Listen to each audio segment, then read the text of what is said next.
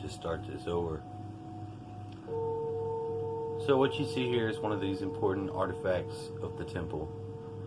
This is your candlestick, and the candlestick goes on the north side, counterbalancing the dark pillar. And you have the tablet of shewbread, and it's on the south. That represents the 12 houses of the zodiac. See, you have here, these would be lit. These are your spirits. You think of your spirits like with the planets. You got Mars, very warful. Venus is love. Mercury is the mind. Saturn is the oppressor and sort of restrictor. And of course you have Jupiter, the king of the gods. The king of the gods. You know, expanding. But you want to look, see, and everybody has that. That's your archetypes. But think of it like this. Think of like the 12 houses of the zodiac are like rooms in a house. You've got the mechanic. Say he's Aries. You put him in the garage, he's great, he's exalted. But you put Aphrodite in the garage working on the cars, not so much. And that's really something that people don't think about, you know, that they have that relationship with each other. It's like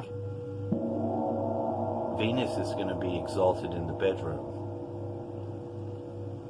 Maybe not the kitchen, depending on what type of chick she is. Another thing that gets wrong, or is often not right, is the sidereal zodiac. The Vedic astrology and the sidereal astrology has stayed on point this whole time, whereas you get your tropical Placidus, it's not, you know, because precession of the equinox, what lets us go through our ages every 2,600 years, 26,000, is it 2,600? I don't exactly know. I can't think of that right now. I don't want to say it wrong. I think it's 2,600 years. No, it's more. It's about 2,000 in each sign. So that'd be about 26,000 years to go through a great year. The sun moves backwards in that. It goes back 1 degree every 72, 71 or 72 years. So a lot of people think that they're this and that. Like, I'm born on September the 4th, and that makes me a Virgo, but I'm actually a Leo, the constellation of Leo. The sun is in Leo on my birthday, not Virgo. But a lot of what you get and what you hear about your how you conduct yourself in the mundane world, it will stay sort of true to that. It sort of picks that up, because it's still basically looking at the same day, in the same region of time. It's not like they're looking at the things from 2,000 years back. So it does have moves, but it more is, I think it's more in line with the Earth instead of the stars. You know, the Earth and the seasons of what time it is. Which, you know, the stars are above, but they don't really have anything to do with our seasons. If you think of the bottom of the globe, they have the opposite. It's summertime when it's winter. So they would associate our constellations we have in the sky of heat. So it would be completely opposite. Balanced. So there's that. That's one I wanted to talk about. This is one of those things. See, I think when you see this as the loop. I think that's the loop that we're getting caught in. And see, at this time of awakening and ascension and stuff, this channel, I want you to observe this channel.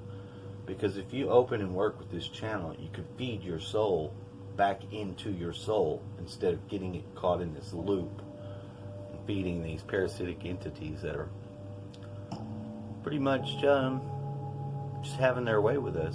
You know, we don't know any better.